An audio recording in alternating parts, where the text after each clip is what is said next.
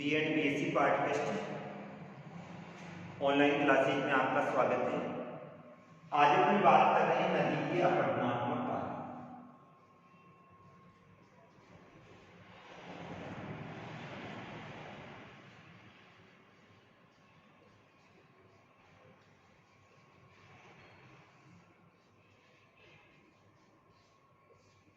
इन अपठनात्मक कार्यों के अंतर्गत आज हम बात करेंगे अपरदनात्मक स्थलाकृति।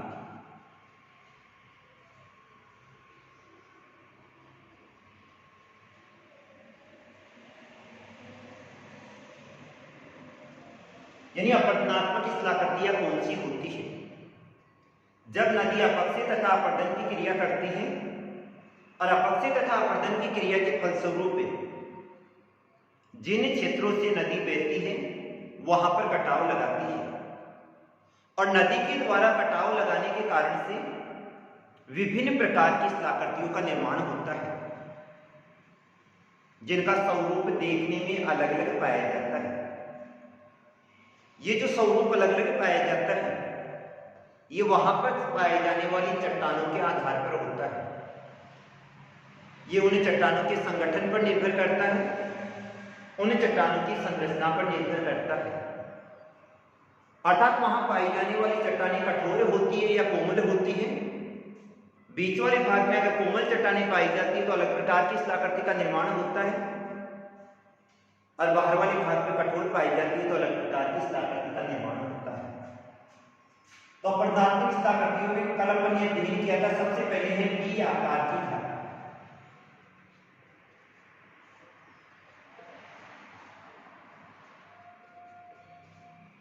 ये नदी के द्वारा निर्मित महत्वपूर्ण स्थलाकृति है और इसको दो भागों में बांटा जाता है। इसके दो भाग, एक गाढ़ है और दूसरा कैनियन है।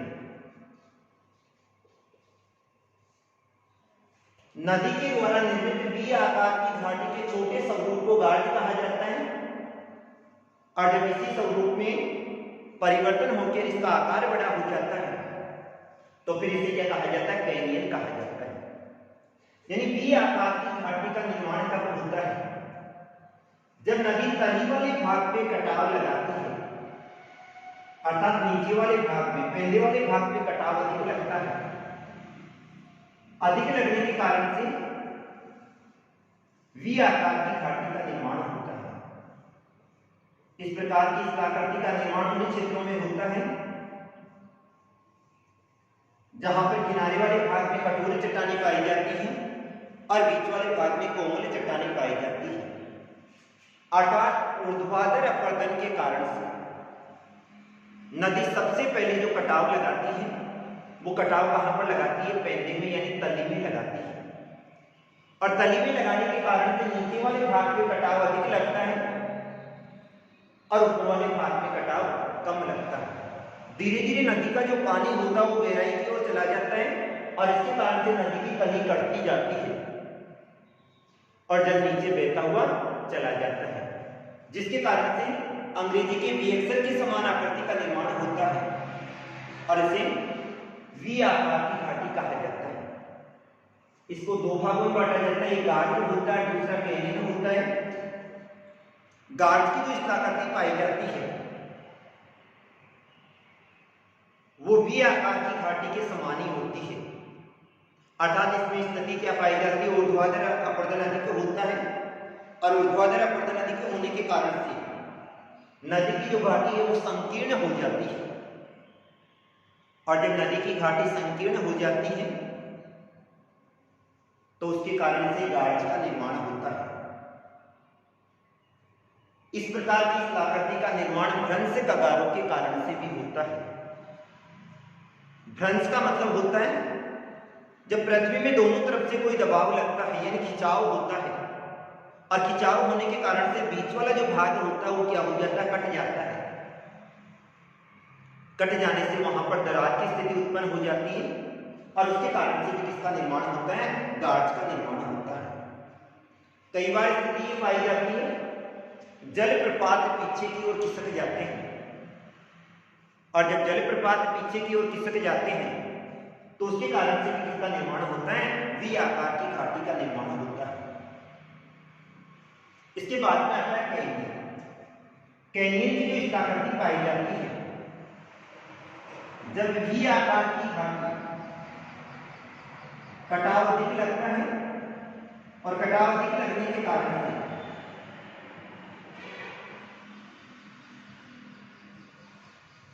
नदी की जो पहले वाली जो अवस्था है उससे हटके और नदी बराबर वाले भाग में बहने लग जाती है। इसमें घाटी के जो किनारे होते हैं वो खड़े ढाल वाले हो जाते हैं। बिल्कुल इनका जो ढाल पाया जाता है वो कैसा पाया जाता है, खड़ा पाया जाता है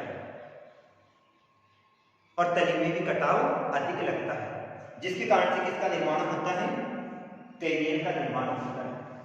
तो वी आकार की घाटी के दो रूप पाए जाते हैं, एक गार्ड है और दूसरा कौन सा है, कैनियन है। दूसरी बात आती है जलप्रपात।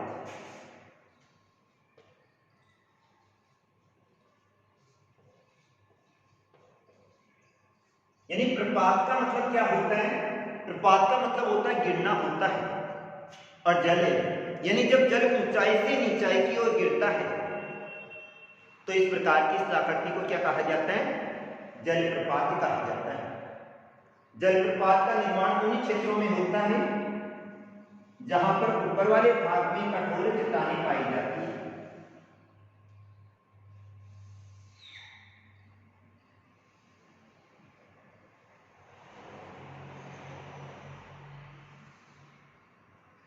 यानी जलप्रपात का निर्माण उन क्षेत्रों में होगा जहां ऊपर वाले भाग में तो कठोर चट्टानें पाई जाती है, अर्थात ये भाग कौन सा हो गया, कठोर चट्टानें, और ये वाला जो भाग है ये कौन सा हो गया, कोमल चट्टान का हो गया। अतः ऊपर वाले भाग में तो कटाव कम लगता है लेकिन नीचे वाले भाग में कटाव अधिक लगता है, और जब इस आकृति के ऊपरी भाग से जल नीचाई की ओर गिरता है तो इस प्रकार की इस आकृति को क्या कहा जाता है, जलप्रपात कहा जाता है। जलप्रपात का निर्माण उन नदियों के मार्ग में पड़ते हैं जहां पर ऊपरी भाग में तो कौन सी चट्टानें पाई जाती है, कठोर चट्टानें पाई जाती है, लेकिन नीचे वाले भाग में कोमल चट्टानें पाई जाती है, जिसके कारण से कठोर चट्टानों में कटाव कम लगता है और कोमल चट्टानों में कटाव क्या लगता है, अधिक लगता है। अतः ऊपर वाली कठोर चट्टानें तो आगे की ओर खड़ी रहती है और कोमल चट्टानें पीछे तक कट जाती है। जब इस प्रकार की इस आकृति के ऊपरी भाग से जल नीचे की ओर गिरता है तो इस प्रकार की इस आकृति को क्या कहा जाता है, जलप्रपात कहा जाता है। इस प्रकार की जो इस आकृतियों का जो निर्माण होता है वो उन्हीं मार्गों में होगा जहां पर ऊपरी भाग पर कौन सी चट्टानें पाई जाती है, कठोर चट्टानें पाई जाती है, नहीं तो इस प्रकार की इस आकृति का निर्माण नहीं होता। तीसरी बात करते हैं अपन संरचनात्मक सोपान।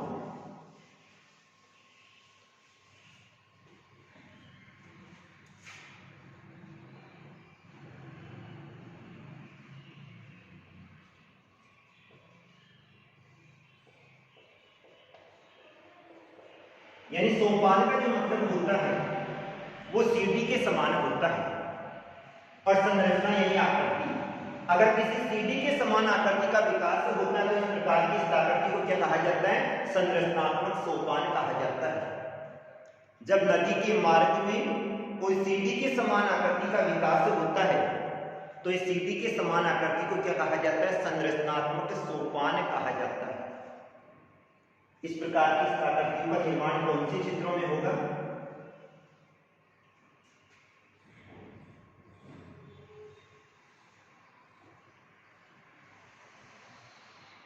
जिन क्षेत्रों में कठोर तथा कोमल चट्टानें क्रमबद्ध अवस्था में पाई जाती है। क्रमबद्ध का मतलब क्या होगा, ऊपर वाले भाग में जैसे कठोर चट्टान आ गई उसके जस्ट थोड़ा सा नीचे कोमल चट्टान आ गई, फिर बाद में कठोर चट्टान आ गई,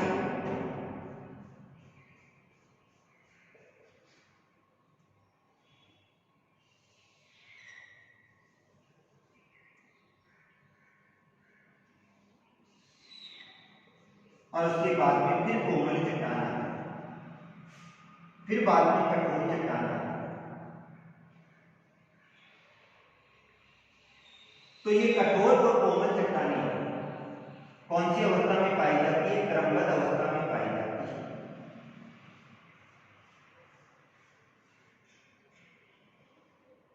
अर्थात संरचनात्मक सोपान का मतलब होता है सीढ़ी के समान आकृति। इस प्रकार की इस आकृति का निर्माण जब होता है जहां पर कठोर तथा कोमल चट्टानें कौन सी अवस्था में पाई जाती है? क्रमबद्ध अवस्था में पाई जाती है। क्रमबद्ध का मतलब होता है एक पर ऊपर वाले चित्र में कठोर आ जाएगी, फिर उसके जस्ट बाद में कौन सी आ जाएगी? कोमल चट्टानें। तो यानी ये वाली जो चट्टानें होती है वो कौन सी अवस्था में पाई जाती है? क्रमबद्ध अवस्था में पाई जाती है। संरचनात्मक सोपान अर्थात सीढ़ी के समान अगर आकृति का विकास होता है तो इस प्रकार की इस आकृति को क्या कहा जाता है? संरचनात्मक सोपान कहा जाता है। एक भाग में जैसे कोमल चट्टानें पाई जाती है, फिर कठोर चट्टान, फिर कोमल चट्टान आ गई और फिर कठोर चट्टान, फिर कोमल चट्टान आ गई और फिर कठोर चट्टान। इस प्रकार से जो आकृति बनती है वो एक सीढ़ी के समान आकृति का विकास हो जाता है और इस सीढ़ी के समान आकृति को क्या कहा जाता है? संरचनात्मक सोपान कहा जाता है।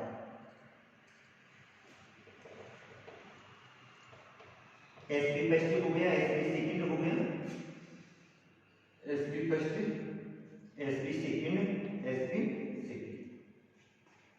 अब स्थिति क्या पाई जाती है?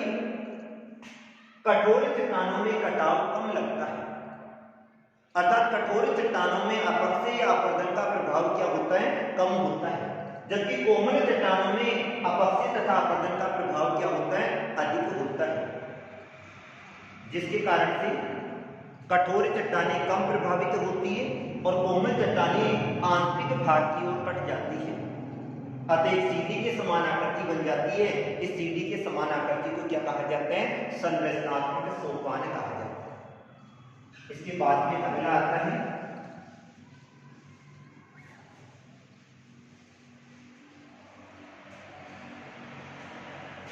चौथा आ गया अपना जल गर्तिका।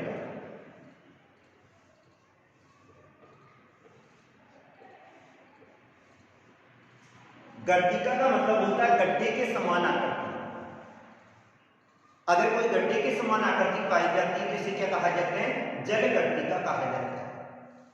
इस प्रकार की इस आकृति का निर्माण उन पर्वतीय क्षेत्रों में होता है जहां पर ऊपर वाले भाग से जल आता है।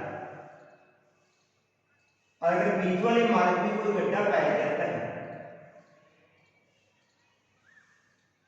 तो सबसे पहले जल कहां गिरेगा? इस गड्ढे में।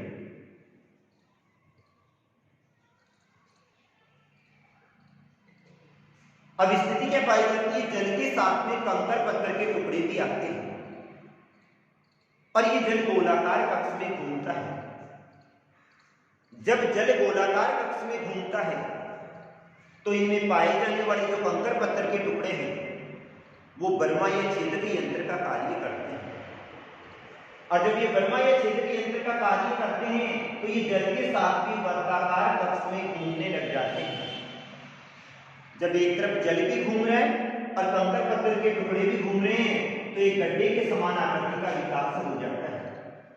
और इस गड्ढे के समान जो आकृति है, इस गड्ढे के समान आकृति को क्या कहा जाता है? जल गर्तिका कहा जाता है। जल गर्तिका का निर्माण उन पर्वतीय क्षेत्रों में होता है जहां पर जल ऊंचाई से नीचाई की ओर आता है और बीच वाले क्षेत्र में कोई गड्ढे के समान आकृति बन जाती है तो इस गड्ढे के समान आकृति को क्या कहा जाता है? जल गर्तिका कहा जाता है। इसके बाद में आता है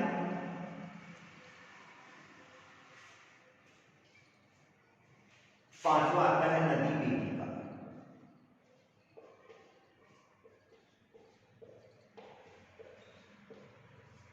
नदी वेदिका नदी के पुनर्यौवन की अवस्था होती है। पुनर्यौवन का मतलब होता है पुराने पद चिन्ह।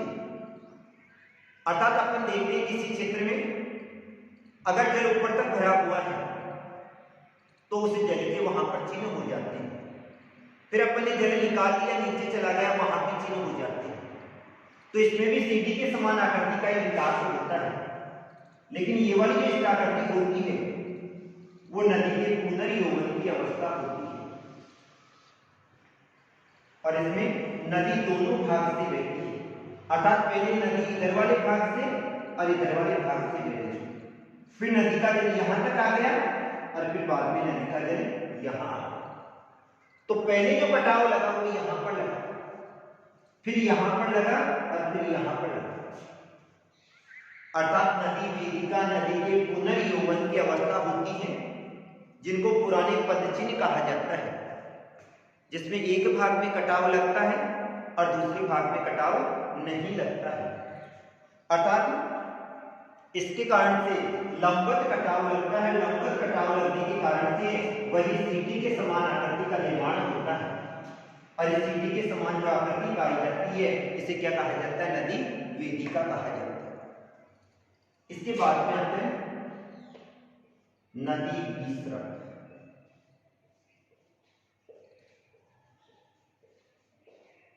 विसृप का मतलब होता है सांप के समान बल खाती हुई चलती है। नदी के मार्ग में या तो कोई रुकावट आ जाती है, अगर रुकावट नहीं आती है तो कोरियालिस बल का प्रभाव होता है, और इसी कोरियालिस बल के प्रभाव के कारण से नदी क्या करती है? सांप के समान बल खाती हुई चलती है। जब नदी सांप के समान बल खाती हुई चलती है तो नदी में मोड़ आ जाते हैं।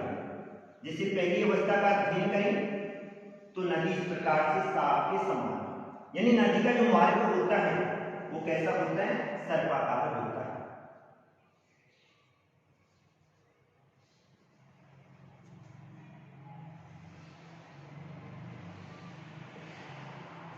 धीरे धीरे स्थिति क्या पाई जाती है? नदी के मार्ग में कोई रुकावट आ गई तो ये सर्पाकार मार्ग और भी क्या हो जाता है? अधिक बड़ा हो जाता है।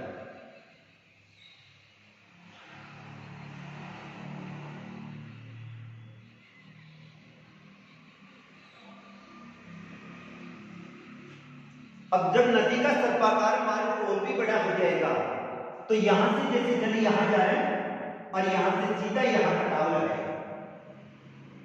इस भाग पे अगर कटाव लगाएगा तो इस भाग पे निक्षेपण होगा, अर्थात यहां पर अगर अपरदन होता है तो यहां से हटने वाली जो रेत है उसका यहां पर क्या हो जाएगा? निक्षेपण हो जाएगा। अर्थात एक स्थान पे कटाव लग रहा है, दूसरे स्थान पर क्या हो रहा है? निक्षेपण हो रहा है, जिसके कारण से नदी का जो मार्ग होता है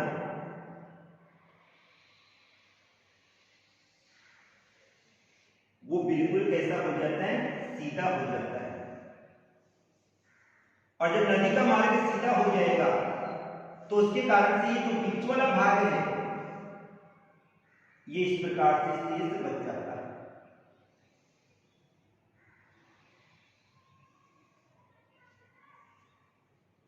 और इसमें जल भरा का भरा ही रहता है। जब नदी सांप के समान बल खाती हुई चलती है तो जो विसृप वाले भाग होते हैं जिनको मियांडर कहा जाता है, उसके एक स्थान पे तो कटाव लगता है और दूसरे स्थान पे क्या होता है? निक्षेपण होता है। एक भाग पे कटाव लगेगा, दूसरे भाग पर निक्षेपण होगा। धीरे धीरे नदी का जो मार्ग होता है वो कैसा हो जाता है? सीधा हो जाता है। और जैसे नदी का मार्ग सीधा हो जाएगा बीच वाले भाग में चाप के समान आकृति शेष बच जाती है। ये जो चाप के समान आकृति बच जाती है इसको क्या कहा जाता है? चाप झील कहा जाता है। क्या कहा जाता है? चाप झील। यह भी बाद में गोपुर झील कहा जाता है, क्योंकि इसकी जो आकृति दिखाई देती है वो गाय के खुर के समान दिखाई देती है, और गाय के खुर के समान दिखाई देने के कारण से इसको क्या कहा जाता है? गोपुर झील। ये वाली आकृति चाप के समान दिखाई देती है और चाप के समान दिखाई देने के कारण से इसको क्या कहा जाता है? चाप झील भी कहा जाता है। ये वाली जो आकृतियां होती है इनको मियांडर कहा जाता है। तो समझ में आ गया? अर्थात नदी सांप के समान बल खाती हुई चलती है। ये सांप के समान बल खाती हुई किसके कारण से चलती है? या तो कोरियोलिस प्रभाव के कारण से, या फिर बाद में नदी के मार्ग में कोई अवरोध आ जाता है, धीरे धीरे नदी का मार्ग सीधा हो जाता है और जो ये वाला भाग है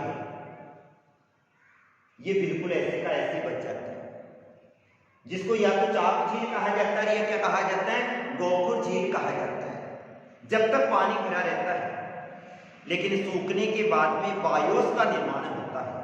किसका निर्माण होगा? जब ये सूख जाएगा तो किसका निर्माण होता है? बायोस का निर्माण होता है।